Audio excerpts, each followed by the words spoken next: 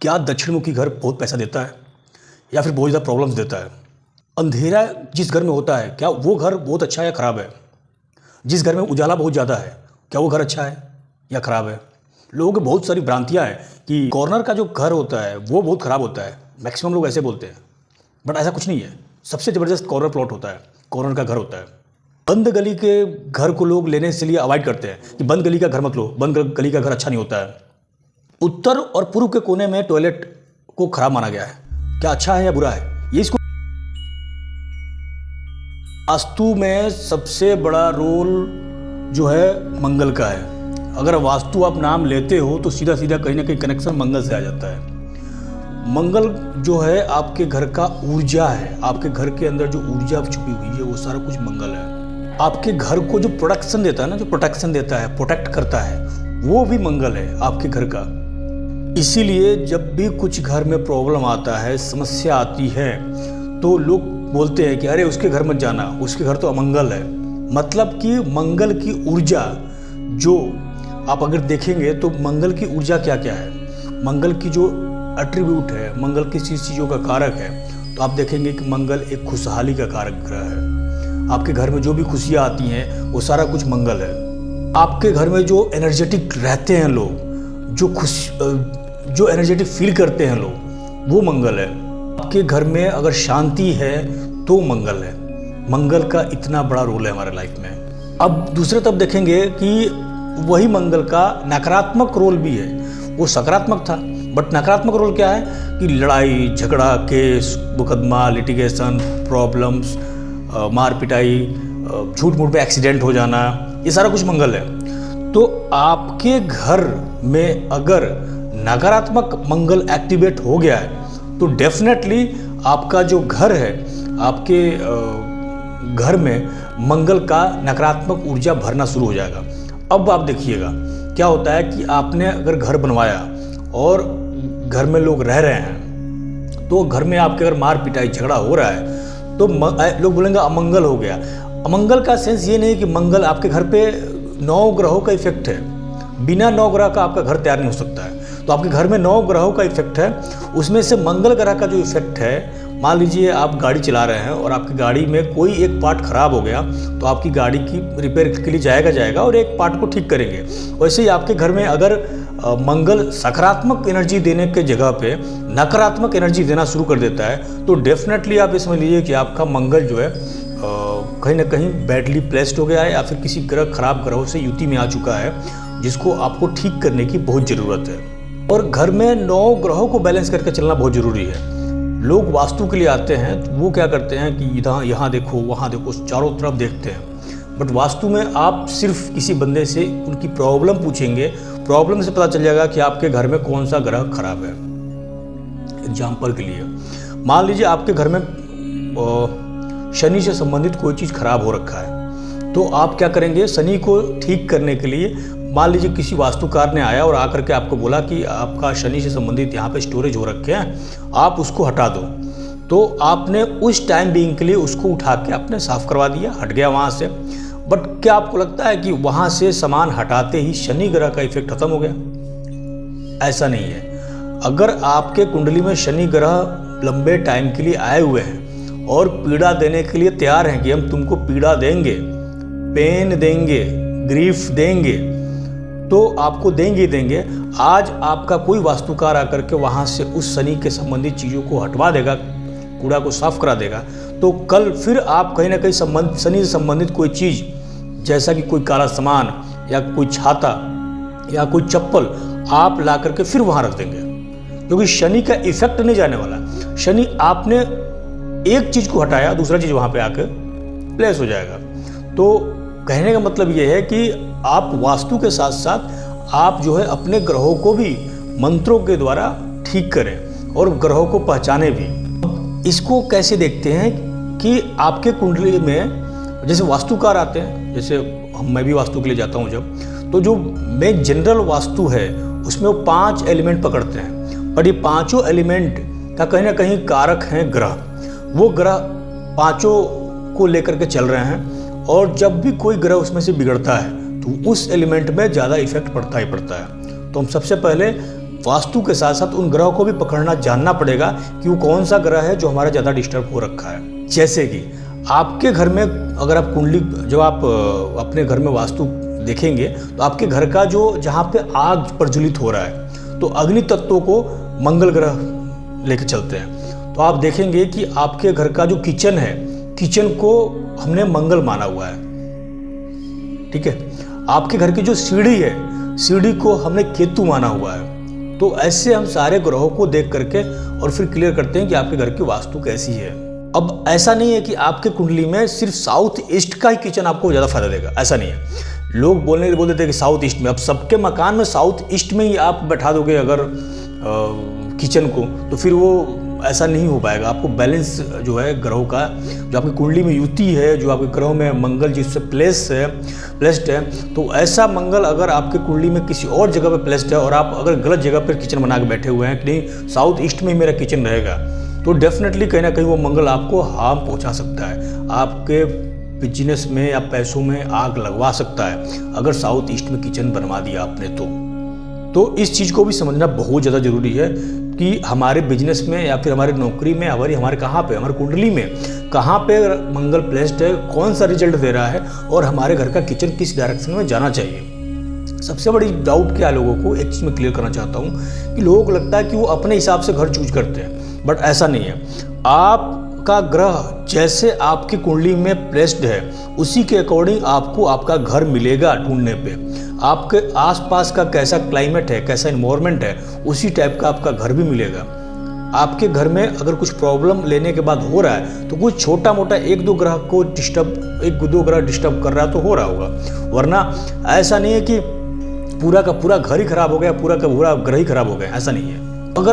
अगर जा रहे हो कहीं पे घर खरीदने के लिए, या फिर आपने देखा होगा कि एक बंदा है जिसने घर खरीद लिया, तो घर खरीदने के बाद देखेंगे कि उस बंदे के घर में पूरा अंधेरा है, मतलब रोशनी उसके घर में बहुत कम आ रहा है। तो ऐसे में बहुत सारे वास्तुकार बोल देंगे कि ये घर अच्छा नहीं है, ये घर खराब है, ऐसा है वैसा है। बट एक्चुअल में देखेंगे कि वो बंदा उसी घर में बहुत ग्रो कर रहा है। क्यों कर रहा है? क्योंकि उसके कुंडली में शनि का प्रभाव ज़्यादा अच्छा है, इस वजह से वो ग्रो कर रहा है। अगर वो बंदा अगर कुछ टाइम के लिए, कुछ सालों के लिए घर छोड़ देता है और अगर उसका बच्चा है वहाँ पे, तो वो बच्चे की कुंडली में अगर सूर्य का इफेक्ट ज़्यादा है कंपेयर टू शनि, तो फिर वो बच्चा उस घर में अनकंफर्टेबल फील करेगा।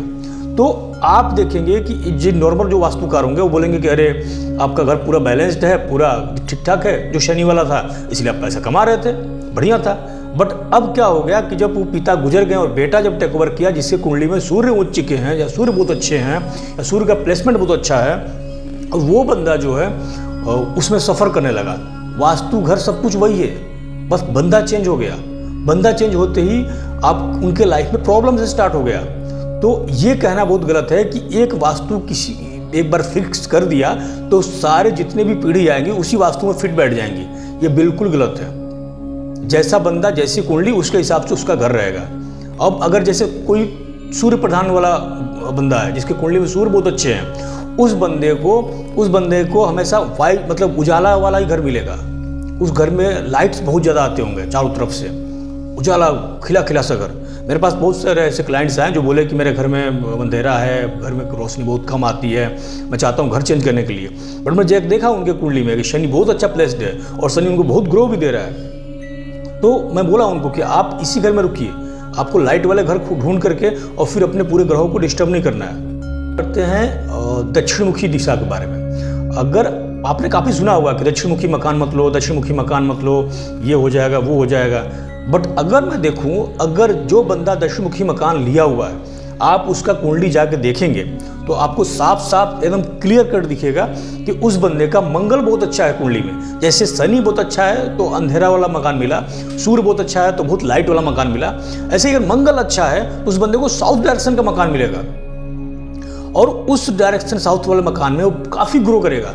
साउथ डायरेक्शन का जो घर है वो ह्यूज वेल्थ देता है, बहुत इजी वे में पैसा देता है। शर्त बस इतना ही है कि आपके कुंडली में मंगल का प्लेसमेंट कैसा है। अगर आपका मंगल बहुत अच्छा है तो डेफिनेटली आपको बहुत पैसा देगा।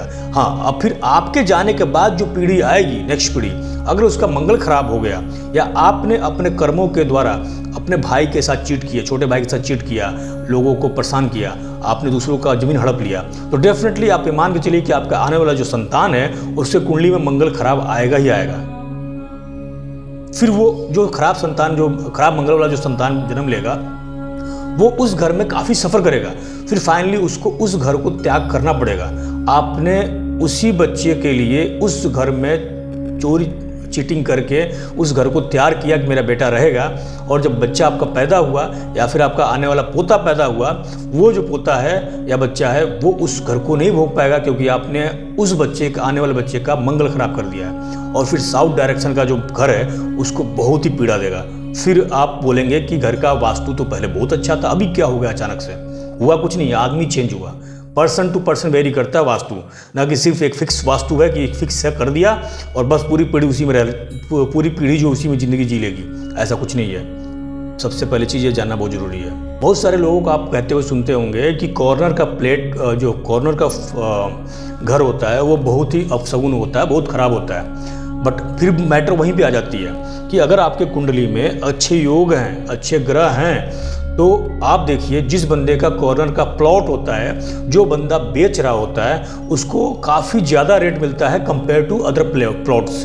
तो जब वो प्लॉट्स उस बंदे को ज़्यादा पैसा दे सकता है, तो फिर उस कॉर्नर पे रहने वाले घर को कैसे मतलब प्रॉब्लम दे सकता है वो घर? कॉर्नर का जो घर है, डेफिनेटली कॉर्नर का जो घर होता है वो काफ़ी पैसा देता है, बशर्ते आपकी कुंडली में ग्रह अच्छे प्लेस्ड हो। आप हमेशा गांव में सुनते होंगे कि जब भी मौका मिले तो आप नुक्कड़ पे ही बिजनेस करो, नुक्कड़ पे जाओ, क्योंकि सारे लोग उसी रास्ते से गुजरते हैं, नुक्कड़ से ही गुजरते हैं। तो आप देखेंगे कि उस जगह पे ही सबसे ज़्यादा भीड़ होगा। मैं काफ़ी सारे ऐसे घर देखा हूँ, बहुत सारे ऐसे बिजनेस शॉप्स देखा हूँ, जो वहाँ पे वही बंदा कहीं और चला रहा था, नहीं चल रहा था, बट जैसे कॉर्नर पे आया या फिर कॉर्नर पे घर बनवाया, उसके लाइफ में बहुत ग्रोथ होने लगा। जैसे ही उसने कॉर्नर पे अपना शॉप डाला, उसका शॉप बहुत तेज़ी से बढ़ने लगा। तो ऐसा नहीं है कि हर चीज़ हर किसी के लिए बना हुआ है और हर चीज़ हर किसी के लिए ख़राब है। डिपेंड करता है आपके कुंडली में क्या योग है। ऐसे ही आप देखेंगे कि काफ़ी लोगों का भ्रांति है कि बंद गली का जो घर होता है, वो बंद गली का घर काफ़ी ख़राब होता है। तो बंद गली का घर खराब बिल्कुल नहीं होता है। अगर आपके कुंडली में अच्छे ग्रह हैं तो डेफिनेटली आप बहुत राइज करेंगे। हाँ, वो बात अलग है कि आपने बंद गली में घर बनवाया और फिर आपके आने वाले संतान के कुंडली में ग्रह खराब है, तो डेफिनेटली आपके संतान को सूट नहीं करेगा। फिर जो वास्तुकार आएंगे वो आते ही बोल देंगे कि ये बंद गली का घर है, मकान चेंज करो, अच्छा घर नहीं है। बहुत बार आपने सुना होगा कि नॉर्थ ईस्ट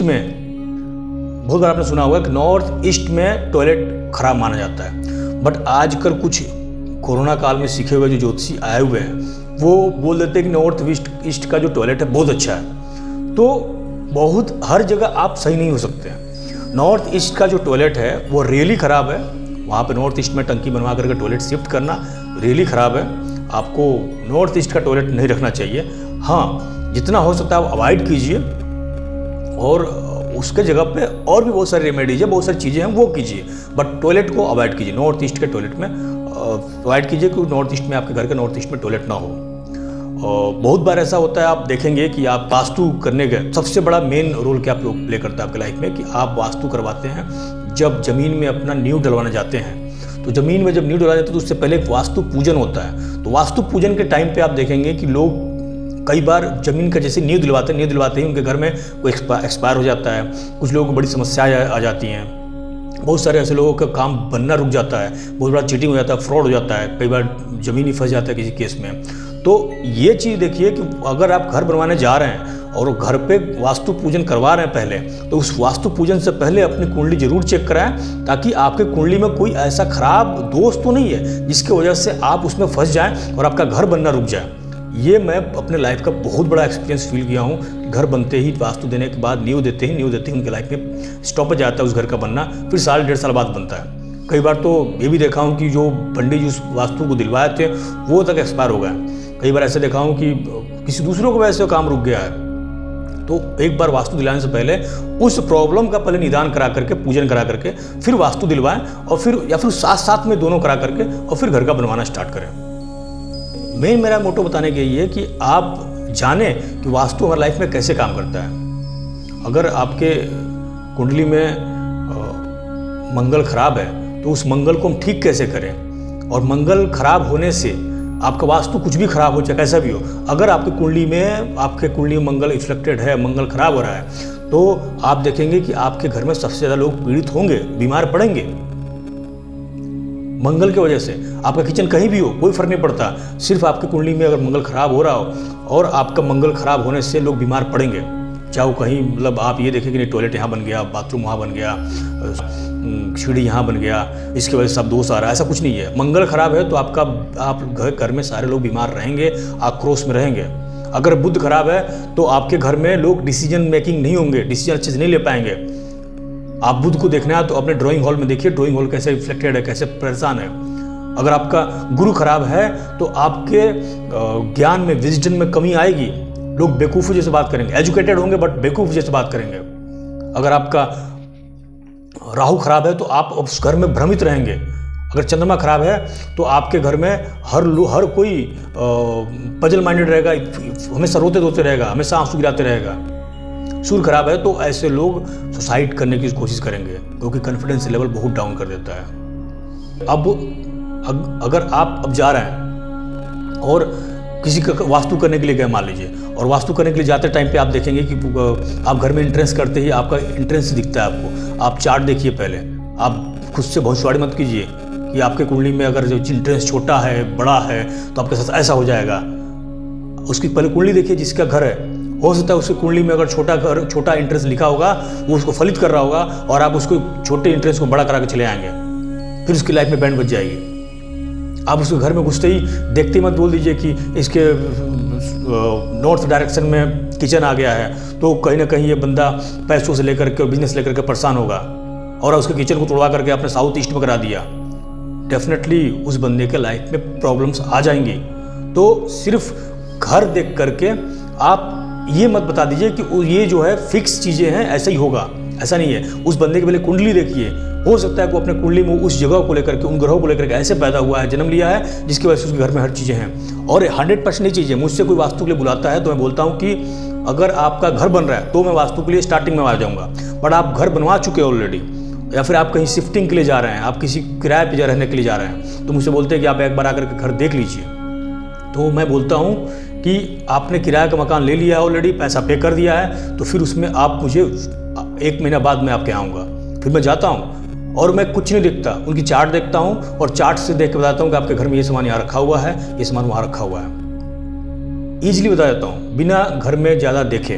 वो कैसे होता है? वैसे होता है कि आपकी कुंडली में जो ग्रह होते हैं, जहाँ प्लेस होते हैं, उसके हिसाब से अपना सामान रखवाते हैं, उसके हिसाब से आपको किचन में दिलवाते हैं, उसके हिसाब से अपने सीढ़ी में दिलवाते हैं। प्रॉब्लम्स क्या होती है? छोटे मोटे 1-2 ग्रह परेशान करते हैं, उसके वजह से आपको वास्तु करवानी होती है। तो हम उस प्रॉब्लम को डायरेक्ट देखते हैं कि इस घर में ये प्रॉब्लम है, तो मतलब ये डायरेक्शन में कुछ प्रॉब्लम होगा, फिर हम डायरेक्ट जाकर वहाँ पर उस चीज़ को ठीक करते हैं।